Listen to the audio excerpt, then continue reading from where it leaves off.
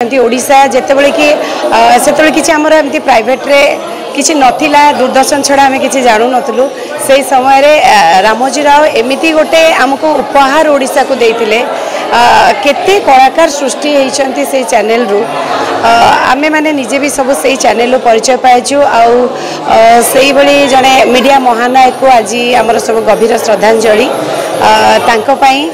आमे बहुत गर्व अनुभव करूँ। भारतीय मीडिया जगतर अन्यतम भीष्म पितामह को आम श्रद्धांजलि देलु। ओडिशार सांबादिकता क्षेत्र में सारा देशर सांबादिकता क्षेत्र में तांकर अवदान को कहीं के भूली पारिबेनी। आज विभिन्न सांबादिक जी जोठी अछंती जेतिके शिखिछंती एवं सफलतार जेतिके सीढ़ी आरोहण करिछंती से प्रत्यक्ष भाव में परोक्ष भाव में निश्चित भाव में रामोजी रावकर आभार्थी थिले।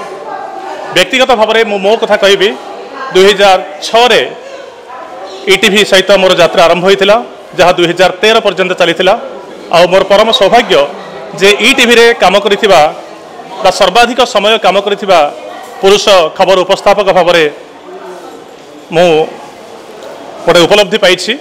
अधिक समय दीर्घ समय धरी ईटीवी रे थिली एवं रामोजी राव विभिन्न क्षेत्र में निजर छाप छाड़ी सफलतार छाप छाड़ी। इनाडू खबर कागज आरंभ करी ईटीवी पर्यंत एवं ईटीवी भारत डिजिटल प्लाटफॉर्म पर्यंत 87 वर्ष में 87टी चलचित्र निर्माणर दायित्व से नहीं। तेणु मोटामोटी भाव में भारतीय गणमाध्यम भीष्म पितामह बोली कहले अत्युक्ति हेबनी। जड़े जुग पुरुष थिले, जुग प्रवर्तक थिले, सांबादिकतार नुआ नुआ ज्ञान कौशल प्रयोग करते।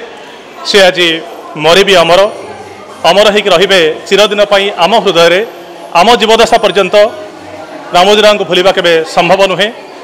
से तो बारंबार कहूँ गोटे कथा जे आमर चिंतार चेतनार आवेगर रक्तर रामोजी राव सब बेल अमर तांगर अमर आत्मा सद्गति लाभ करू।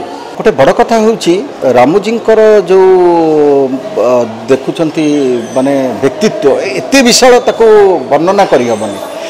किंतु एठी गोटे कथा आज जो श्रद्धांजलि कार्यक्रम आपण समस्ते देखुथिबे जे तांको पाखरे काम करिथिबा तांकर मीडिया इंडस्ट्री को दान बहुत अच्छी किंतु तांको पाखरे काम करिथिबा जो माने अतीत रे काम करथले 10 वर्ष होला छाडिलेनी 12 वर्ष होला छाडिलेनी 15 वर्ष होला छाडिलेनी किंतु आज आसिकरी लुह ढाळुचंती। मो आमर एठी ओडिसा मीडिया इंडस्ट्री जो नियुक्तिदाता माने अछंती एम्प्लॉयर माने अछंती जो माने विभिन्न खबर कागज विभिन्न चैनल रो जो माने फाउंडर अछंती तांको अनुरोध करी से माने देखंतु ए व्यक्तित्वटा को अनुभव करंतु। एभली भाव में से जड़े माने प्रतिष्ठाता तिले जे कि एम्प्लॉय मान को निज परिवार सदस्य बोली भावुले आउ समस्तंकर सुख दुखरे से साथी थिले। तेणु एते वर्ष पर हैदराबाद छाड़ी के आसीथिबा तांकर जो पुराना कर्मचारी माने आसिकी कांदुचंती एठी जो बड़ी भाव में माने एकाठी होकर श्रद्धांजलि दौरान मु पूरा आम इंडस्ट्री को अनुभव माने अनुरोध करी से माने भी ए पदांक अनुसरण करंतु और तांको कर्मचारी मानक प्रति जो अविचार अवहेला करूचंदी सेटा करंतु नहीं। एवं तांको जर्नलिज्म रे तांको सांबादिकतार जो मीडियाटा को टेलीविजन रे भी सक्सेस होइचंती सिनेमा रे भी सक्सेस होइचंती ता कारण होची निरपेक्ष थिले। जो मैंने सागर कम कर समस्ते कहती जे आम उपर चाप ना मु निश्चिंत आज दिन में ओडिशा मीडिया कौन सी गोटे सांबादिक निज छाती रे हाथ रखी कहीपरि जे आम चाप मुक्त यहीटा गोटे बड़ व्यक्तित्व थिला। भारतीय गणमाध्यम रे जदि आभिजात्यर कथा उठे खबर परिवेशन रे आभिजात्य खबर समीक्षा रे आभिजात्य एवं गोटे पैकेज गोटे कंप्लीट पैकेज तैयारी करिबारे रामोजी रावकर गोटे बहुत बड़ अवदान थिला।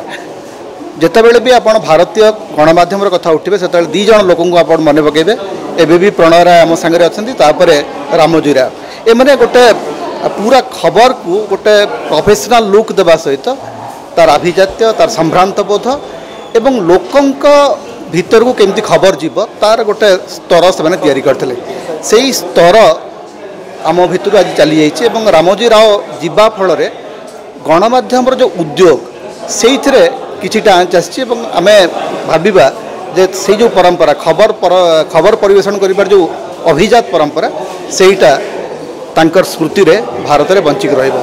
न्यूज कोलाहल अंतत हम ना यहीटा सबुठ बड़ श्रद्धांजलि हम रामोजी राव प्रति।